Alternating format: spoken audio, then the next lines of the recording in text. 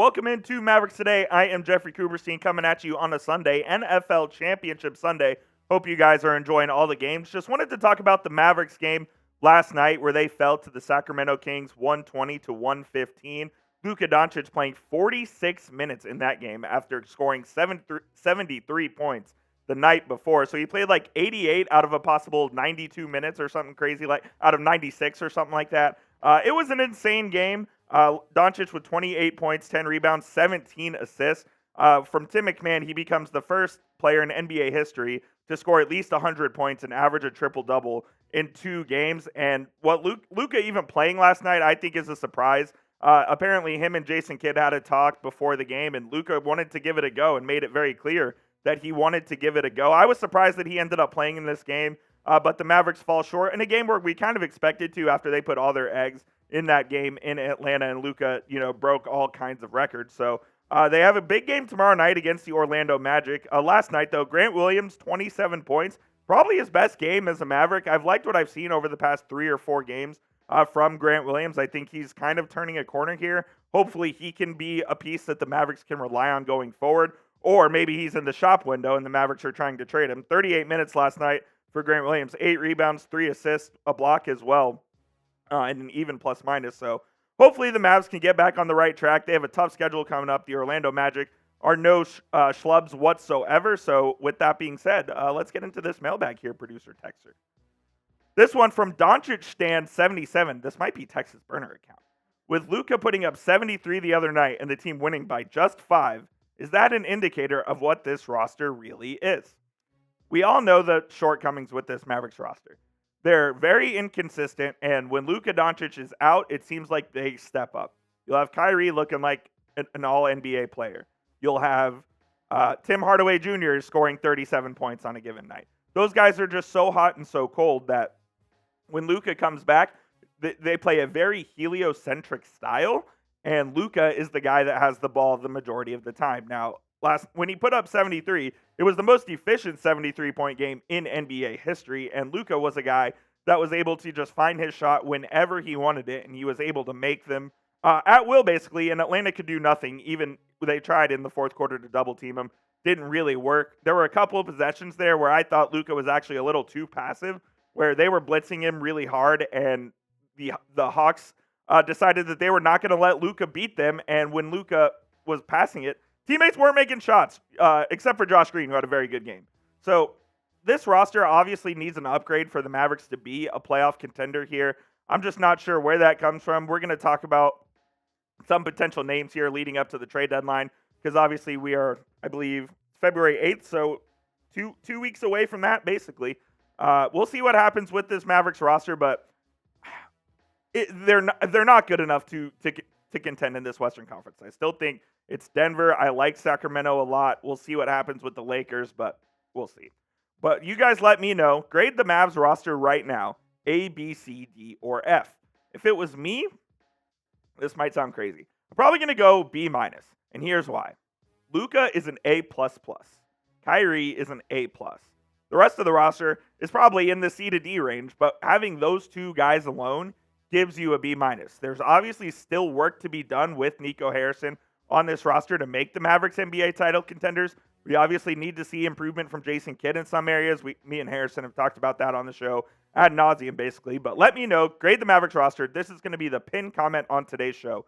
So when you get hit with a YouTube ad break, go on down and get your answers in A, B, C, D, or F. This one coming in from Shane Andrews. I saw Royce O'Neale's name mentioned as a potential target for the Mavs. Could he help us? Yeah, I actually saw that as well. Royce O'Neale, the forward out with the Brooklyn Nets. I have his stats pulled up here. He's averaging 7 points, 4.5 rebounds, almost 3 assists, 38% from the field, 36% from 3.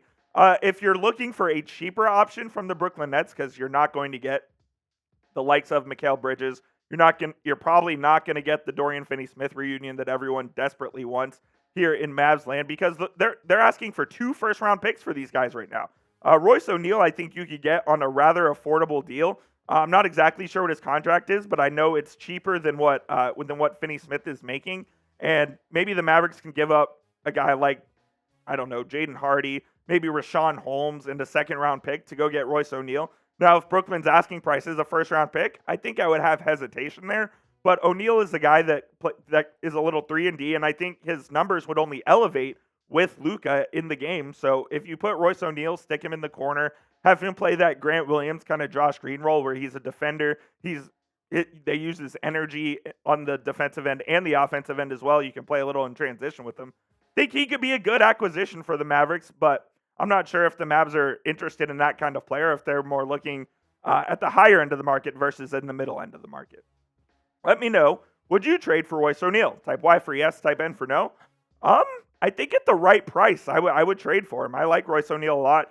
He's been a veteran in this league for a long time, and I think he could help a team like the Mavericks who need a veteran presence, and more importantly, they need a tough presence to go out there and be able to just bully guys around. And if someone needs to stand up for Luka or stand up for Kyrie, I think Royce O'Neal could be that guy. It's like, remember when the Mavericks acquired James Johnson a couple of years ago? He'd be like James Johnson, but with actual basketball skills. So let me know, would you trade for Royce O'Neal? Type Y for yes, type N for no. Before we get to the rest of today's show, wanted to show you guys our awesome sponsor for today, which is Fanatics. We have this awesome Luka Doncic t-shirt. Tex already got his. So you can go to chatsports.com/Doncic. This shirt's 25% off. Black t-shirt has Luka Doncic's name, little headshot on there. It's like those old 90s school t-shirts that you find with like NWA or DMX or any of those. They're pretty sick. So go get you one right now. Chatsports.com/Doncic. Our friends at Fanatics got you covered with all kinds of items. This one for 25% off. Go over there right now. This one from Trace G. Is there a name that hasn't been talked about who you'd like to see the Mavs take a look at in a trade? How about Chris Boucher from the Toronto Raptors? I think Boucher would be a guy that the Mavericks, I think they've liked Boucher in the past, and I think he'd be a guy that the Mavericks could target and they could get on the relative load simply because the Toronto Raptors, I think, are going to be in a fire sale. They already sold off Pascal Siakam. Boucher could be next. I don't think they're going to get rid of Scotty Barnes. Bruce Brown could be rerouted somewhere else.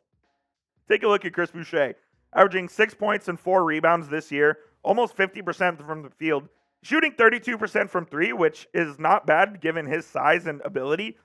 Where Boucher really helps you is on the defensive end. I think Chris Boucher is a guy who can play the 4. He can play that small ball 5. The Mavericks like to use Grant Williams in that small ball 5 role. I think Boucher is much better served in that. His contract as well is very affordable. He's under contract next year for just $10.8 million. He signed a descending contract with the Toronto Raptors, so he's a guy that you can get for a Maxi Kleber, a Rashawn Holmes, a Josh Green, a Grant Williams. You could get Chris Boucher on somewhat affordable deal, and I think he could help the Mavericks in their rotation right now. Just some other, like, you got to look at those teams like the Charlotte Hornets, the Toronto Raptors, the Portland Trail Blazers, the teams that are in the bottom of the standings who are just going to be on these fire sales, and hopefully you'll be able to find someone for cheap there. So I like Boucher, and I think he's a guy that the Mavericks could use going forward. All right, make sure you guys stay locked in. The trade deadline, less than 2 weeks away. Hit that subscribe button. Me and Harrison will be bringing you content almost every single day leading up to the NBA trade deadline. If you have some rumors you guys want us to talk about, let us know in the comment section. But be sure to subscribe, and we'll see you next on the next episode of Mavericks Today.